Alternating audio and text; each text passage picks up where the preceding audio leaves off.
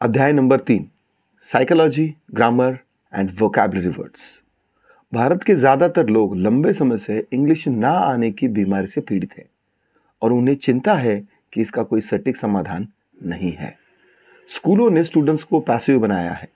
गलतियों से डरना और सिर्फ एक ही सही उत्तर के लिए ट्रेंड होना, इससे इंग्लिश सीखने वाले तनावग्रस्त हैं। कुछ लोग लगभग खुद को निराश महसूस करते हैं। उन्होंने इंग्लिश सीखने में कई वर्ष बिताए हैं। उन्होंने ग्रामर के नियमों और वोकैबुलरी वर्ड्स को याद करने में कई साल बिताए हैं। उन्होंने टोफल, आईएलटीएस, स्टोइक जैसी परीक्षाओं की स्टडी करते हुए कई साल बिताए हैं। इतने हार्ड वर्क और एफर्ट के बावजूद आज बहुत सारे इंग्लिश लर्नर निराश हैं। कई लोगों को नॉर्मल बातचीत से भी परेशानी होती है। बहुत से लोग समय आने पर इंग्लिश बोलने से घबराते हैं। उन्होंने अनगिनत ग्रामर के नियमों को याद कर लिया है, फिर भी नॉर्मल कॉन्वर्सेशन उन्हें कठिन लगता है। इस तरह वर्षों के अध्ययन के बावजूद वो अभी भी अमेरिकी टीवी शोज या फिल्मों को समझ नहीं सकते। इतने वर्षों की पारंपरिक शिक्षा के बाद स्टूडेंट्स भ्रमित है। जब वो बोलने की कोशिश करते हैं तो वो लगातार ग्रामर और ट्रांसलेशन के बारे में सोचते हैं। पहले वो अपनी मातृभाषा में सोचते हैं, फिर वो उसका इंग्लिश में ट्रांसलेशन करते हैं, फिर वो ग्रामर के बारे में सोचते हैं और फिर फाइनली बोलने जाते हैं। जब वो इंग्लिश सुनते हैं तो वही ट्रांसलेशन की एक समान प्रोसेस से गुजरते हैं। वो इंग्लिश सुनते हैं, उसका अपनी मातृभाषा में ट्रांसलेशन करते हैं, अपनी मातृभाषा में समझकर रिप्लाई या रिस्पॉन्स देने के बारे में वो सोचते हैं, अपने रिप्लाई का इंग्लिश में फिर से ट्रांसलेशन करते हैं और फिर ग्रामर रूल्स के बारे में सोचते हैं ताकि यह सुनिश्चित हो सके कि उनका रिप्लाई करेक्ट है। और इसमें कोई आश्चर्य नहीं है कि उनका बोलना बहुत स्लो और अननेचुरल होता है। इसमें कोई आश्चर्य नहीं है कि उनकी इंग्लिश समझने में हार्ड होती है। हमारा रियल कॉन्वर्सेशन बहुत स्पॉन्टेनियस और तेज होता है। ग्रामर के रूल्स और ट्रांसलेशन का सोच विचार तेजी से करके बोलना लगभग असंभव है, खासकर जब आप किसी नेटिव इंग्लिश स्पीकर से बात कर रहे हो। यदि आप रियल कॉन्वर्सेशन में ट्रांसलेशन और ग्रामर के रूल्स के बारे में सोचते हैं तो आप तुरंत खो जाएंगे। दूसरे व्यक्ति की बात को ध्यान से सुनने के बजाय आप अपने ही रिस्पॉन्सेस और रिप्लाईज को ट्रांसलेट कर रहे होंगे और ग्रामर रूल्स को एनालिसिस करके सही बोलने की कोशिश कर रहे होंगे। आपके बोलने में हिचकिचाहट रहेगी। ऐसे में दूसरा व्यक्ति आपकी इंग्लिश की समझ की कमी से निराश हो जाएगा और उसका आपसे बातचीत करने का इंटरेस्ट चला जाएगा और वो आपसे बात नहीं करेगा। ऐसे में आप अधिक घबरा जाएंगे। ये एक भयानक डाउनवर्ड स्पाइरल है जिसे हर इंग्लिश सीखने वाला इंसान बहुत अच्छी तरह से जानता है। हिडन करिकुलम से बचने का तरीका है, इसका सॉल्यूशन है। मेरा यकीन करो, इंग्लिश फ्लुएंसी हासिल करने का एक अनोखा रास्ता है। आप एक पावरफुल इंग्लिश स्पीकर बन सकते हैं। आप क्लियरली, नेचुरली और इजीली इंग्लिश बोलना सीख सकते हैं। हालांकि इस प्रॉब्लम के सॉल्यूशन के लिए आपको इंग्लिश लर्निंग के बारे में आपके बिलीव्स यानी आपकी मन की धारणाओं को पूरी तरह से पहले बदलना पड़ेगा और इंग्लिश सीखने के इस नए तरीके को पूरी तरह से अपनाना होगा और खुद को इस नए सिस्टम में ढाने की और लवचिकता से अंदर से बदलने की आपको कोशिश करनी होगी। आपके प्रॉब्लम के सॉल्यूशन का नाम है ईस्वम इंग्लिश और इसके दो भाग हैं, साइकोलॉजी और मेथड। अधिकांश स्कूल, शिक्षक और विद्यार्थी केवल मेथड पर ही ध्यान केंद्रित करते हैं। दूसरे शब्दों में कहा जाए तो वो पूरी तरह से वोकैबुलरी वर्ड्स और ग्रामर पर अपना पूरा ध्यान केंद्रित करते हैं। जैसा कि हमने पिछले अध्याय में सीखा है कि स्कूल्स मुख्य रूप से ग्रामर ट्रांसलेशन की मेथड का उपयोग करते हैं, जिसमें कुछ फेक कॉन्वर्सेशन भी जोड़ी जाती है। हमारे स्कूल केवल मेथड पर ही ध्यान केंद्रित करते हैं। वो इंग्लिश सीखने के पहले और मुख्य भाग को यानी कि साइकोलॉजी को पूरी तरह से नज़रअंदाज कर देते हैं। इंग्लिश बोलने में सफलता हासिल हो, इसके लिए आपकी मानसिकता यानी कि आपकी साइकोलॉजी सबसे महत्वपूर्ण तत्व है। अगर आप अभी इंग्लिश बोलने के बारे में सोचेंगे तो आपको एहसास होगा कि आपकी घबराहट, आत्मविश्वास की कमी और निराशा आपकी सबसे बड़ी समस्याएं हैं। आप इन्हें कैसे बदलेंगे? एक प्रभावी साइकोलॉजिकल मेथड के बिना इंग्लिश में मास्टरी और सफलता हासिल करने में आपको काफ़ी संघर्ष करना पड़ेगा। आइए मेरे ईस्वम इंग्लिश स्पीकिंग सिस्टम के साइकोलॉजी और मेथड इन दो महत्वपूर्ण भागों को समझने के लिए मैं आपको एक कहानी सुनाता हूँ। कल्पना कीजिए कि आप एक हाईवे पर हैं और आपको आपकी मंजिल यानी कि इंग्लिश फ्लुएंसी के डेस्टिनेशन पर पहुंचना है। आप आपकी मंजिल तक जाने के लिए किस प्रकार की कार चलाएंगे? मान लीजिए कि आपको एक पुरानी खटारा कार दी जो कहीं भी ब्रेक डाउन हो जाती है क्योंकि उस गाड़ी की कंडीशन बहुत खराब है। इसके अलावा आपने इस पुरानी कार में पेट्रोल के बजाय केरोसिन यानी कि घासलेट भरवा लिया, तो आपका सफर किस प्रकार का होगा? इंग्लिश लर्निंग की इस जर्नी में आप कितनी तेजी से आगे बढ़ेंगे? आपकी यात्रा धीमी और निराशाजनक होगी। आपकी कार बार बार ब्रेक डाउन होगी और शायद आप अपनी मंजिल तक नहीं पहुंच पाएंगे। अब आपने क्या किया कि उस पुरानी कार में घासलेट नहीं बल्कि हाई क्वालिटी पेट्रोल डाल दिया और उसकी सर्विसिंग की, तो क्या होगा? फिर भी आपको आपके डेस्टिनेशन तक पहुंचने में काफी समय लगेगा। बेटा, फ्यूल से और सर्विसिंग से गाड़ी के पिकअप में थोड़ी मदद मिलेगी, लेकिन आपकी यात्रा अभी भी धीमी और निराशाजनक होने की संभावना है। अब कल्पना करें कि इस इंग्लिश फ्लुएंसी के हाईवे पर आपको मर्सिडीज कार चलाने को मिल जाए तो? मर्सिडीज कार स्पीड और परफॉर्मेंस के लिए बनाई गई है। जाहिर है ये पुरानी खटारा कार से फास्ट चलेगी, लेकिन क्या होगा अगर आपने इस मर्सिडीज में हाई क्वालिटी नहीं बल्कि सस्ते घासलेट का ईंधन भरवा दिया? संभावना है कि आपको समस्याएं होगी। मर्सिडीज को हाई क्वालिटी पेट्रोल की आवश्यकता होती है, अन्यथा वो अच्छा परफॉर्मेंस नहीं देती। आपकी यात्रा अच्छी और आरामदायक हो, इसके लिए सबसे अच्छी पॉसिबल कंडीशन ये होगी कि आप अपनी मर्सिडीज कार में हाई क्वालिटी वाला ईंधन डालें। इस मर्सिडीज कार और हाई क्वालिटी ईंधन के साथ इंग्लिश फ्लुएंसी की राह पर आपकी यात्रा तेज और रोमांचक होगी। इंग्लिश सीखना भी कुछ इसी तरह का काम है। यदि आप कुछ समय से इंग्लिश सीख रहे हैं तो अब तक आप सभी मेथड से गुजरे होंगे। आप इन मेथड्स को जानते भी होंगे और आपने इनका उपयोग भी किया है। पारंपरिक schooling, English class, spoken English classes या फिर ऑनलाइन एप्लीकेशन या पैकेज सॉफ्टवेयर में। ये सब इंग्लिश फ्लुएंसी की डेस्टिनेशन तक पहुंचने वाली सारी अलग अलग गाड़ियां और कारें हैं।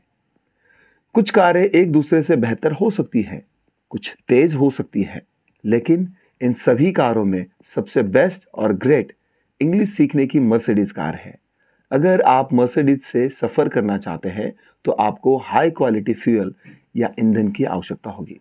एक मेथड इंग्लिश सीखने की उस कार का केवल इंजन है, और यदि आप किसी इंजन को उचित ईंधन नहीं देते हैं तो एक बढ़िया इंजन भी उस तरीके से काम नहीं करेगा जैसा आप चाहते हैं। सफल होने के लिए आपको हाई क्वालिटी ईंधन और पावरफुल इंजन दोनों की आवश्यकता है। The right engine plus the right fuel is equals to success. मेरा मानना है कि आपके इंग्लिश फ्लुएंसी के सफर में सही इंजन ई स्वयं इंग्लिश है। और हाई क्वालिटी फ्यूल क्या है? फ्यूल, ईंधन आपकी मानसिकता, आपकी स्ट्रॉन्ग साइकोलॉजी है। ये वो विश्वास, भावना और लक्ष्य है जो आपको इंग्लिश सीखने के लिए शक्ति प्रदान करता है। आपका फ्यूल, आपकी प्रेरणा, आपका आत्मविश्वास, आपकी ऊर्जा, आपका उत्साह है। Your fuel, success psychology. आपकी साइकोलॉजी अगर कमजोर है तो सबसे बेस्ट मेथड से भी आप कभी सफल नहीं हो पाएंगे। दूसरे शब्दों में कहें तो आपका डर, प्रेशर, घबराहट और डाउट एक साथ इंग्लिश बोलने की प्रक्रिया से जुड़ जाते हैं तो आपके लिए बहुत सारी समस्याएं एक साथ पैदा हो जाती है। दुर्भाग्य से हमारे स्कूलों में यही होता है। टेस्ट, एरर करेक्शन और स्कूलों में उपयोग की जाने वाली उबाऊ और अप्रभावी मेथड मिलकर स्टूडेंट्स में एक पावरफुल नेगेटिव इमोशन और भावनाएं पैदा करती है। भले ही आप मेरे ई स्वयं इंग्लिश स्पीकिंग सिस्टम का उपयोग करें, लेकिन अगर आपके पास मजबूत मानसिकता या फिर आपकी पावरफुल साइकोलॉजी नहीं है तो आप अपनी इंग्लिश फ्लुएंसी की मंजिल तक नहीं पहुंच पाएंगे। जब तक आपकी इंग्लिश सीखने की इस प्रोसेस में सही साइकोलॉजिकल और इमोशनल एनर्जी नहीं होगी, तब तक आपको इच्छित रिजल्ट पर्याप्त टाइम में नहीं मिलेगा। ई स्वयं इंग्लिश स्पीकिंग सिस्टम एक सक्सेसफुल साइकोलॉजिकल मेथड पर आधारित है जिसे न्यूरो लिंग्विस्टिक प्रोग्रामिंग यानी कि NLP के नाम से जाना जाता है। रिचर्ड बैंडलर और जॉन ग्राइंडर, इन्होंने इस मेथड को विकसित किया था।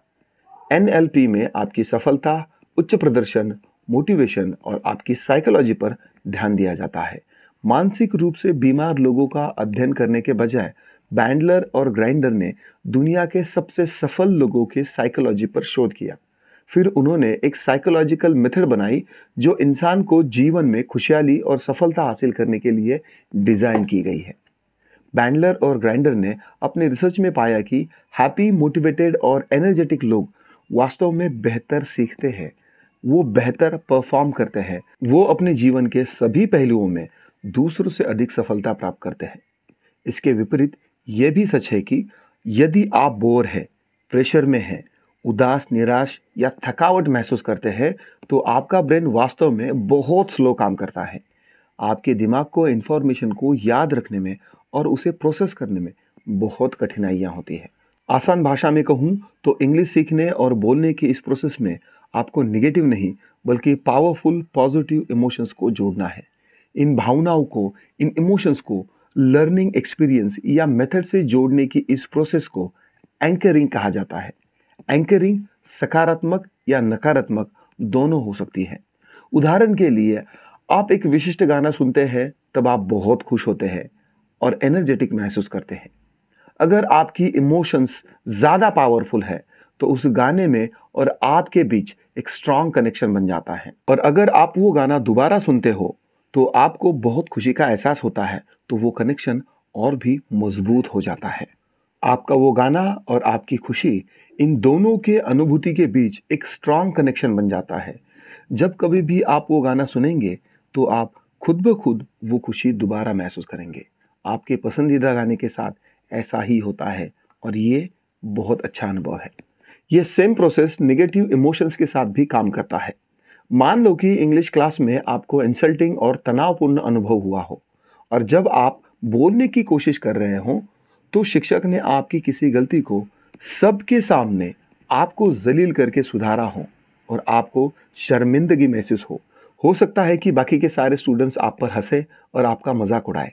अब कल्पना करें कि इंग्लिश क्लास में कुछ दिनों के लिए लगातार इसी तरह से नकारात्मक भावनात्मक अनुभवों का आपको सामना करना पड़ रहा है। तो इंग्लिश सीखते और बोलते समय अक्सर आप डर, घबराहट और दोस्तों के बीच में हंसी का पात्र बनने का तनाव जरूर महसूस करेंगे। ऐसे में इंग्लिश इन नेगेटिव इमोशंस और फीलिंग्स के बीच में एक स्ट्रॉन्ग कनेक्शन बन जाता है। ये एक नेगेटिव एंकर है। एक बार नेगेटिव एंकर बन जाने के बाद और भी बड़ा हो जाता है।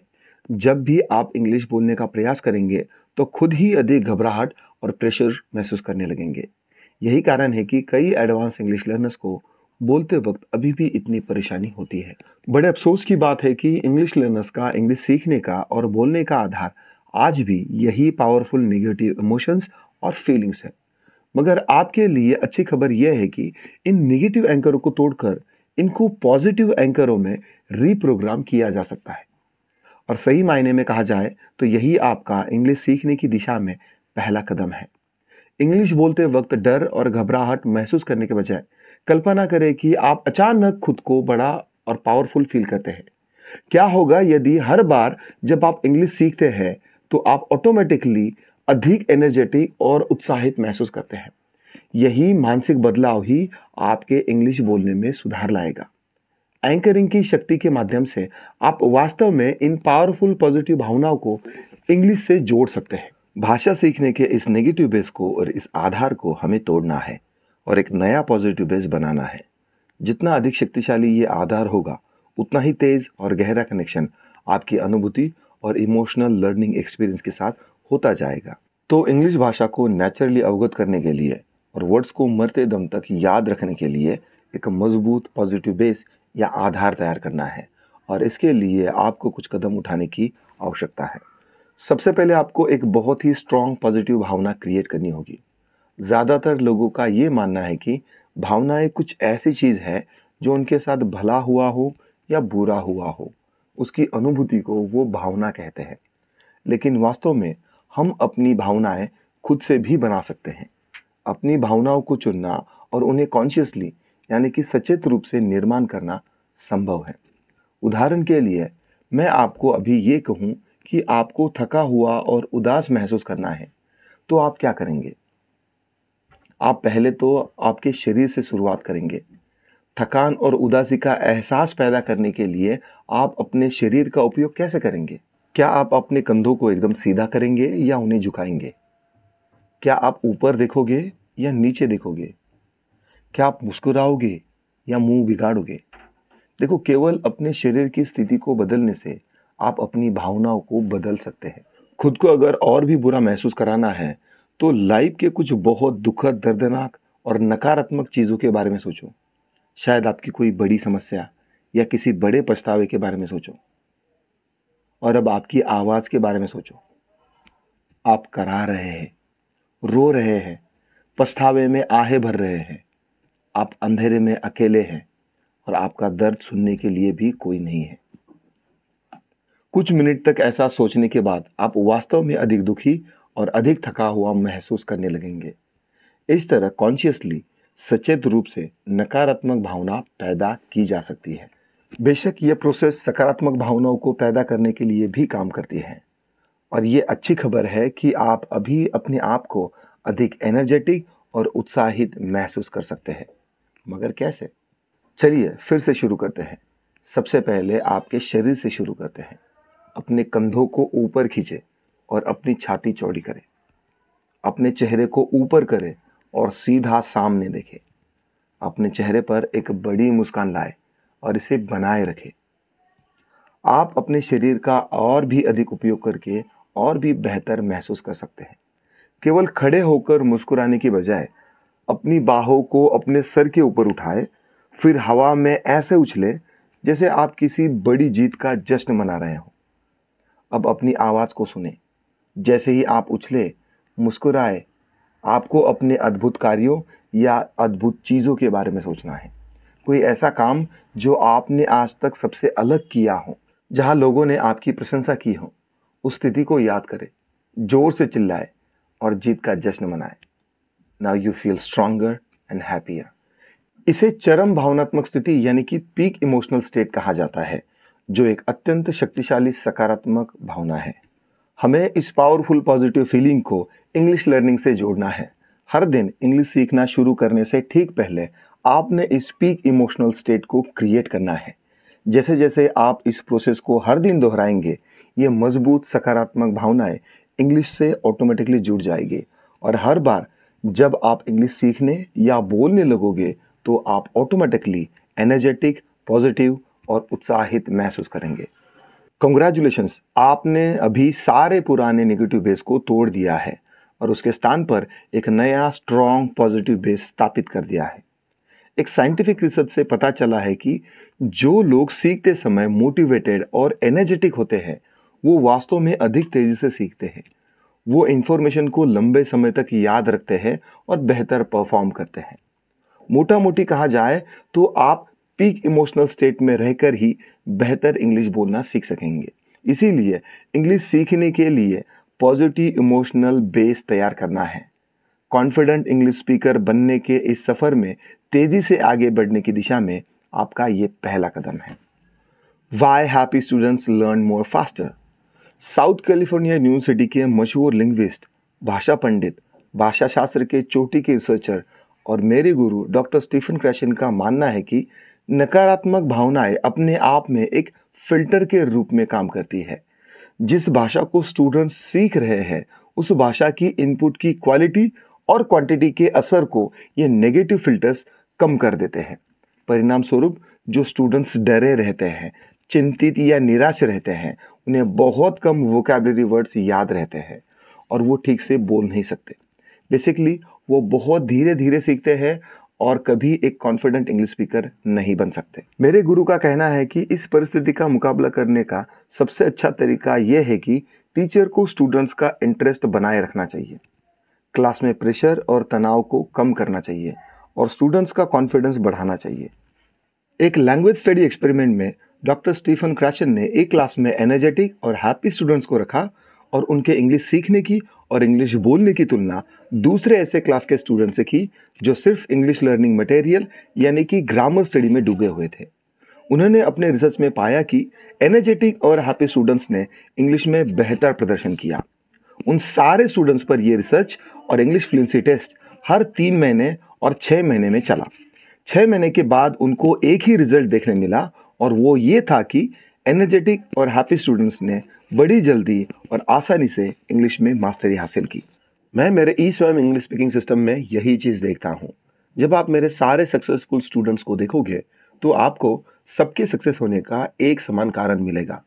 वो बेहद उत्साही है, उनमें बहुत ऊर्जा है, वो बहुत सकारात्मक है, उनमें बहुत स्ट्रांग पॉजिटिव भावनाएं हैं। जब आप पीक इमोशनल स्टेट में होते हैं तो आप बेहतर ढंग से सीख सकते हैं, बोल सकते हैं। इसीलिए मैं आपको सजेस्ट करूंगा कि हर बार इंग्लिश सीखते समय आप एक पीक इमोशनल स्टेट बनाएं।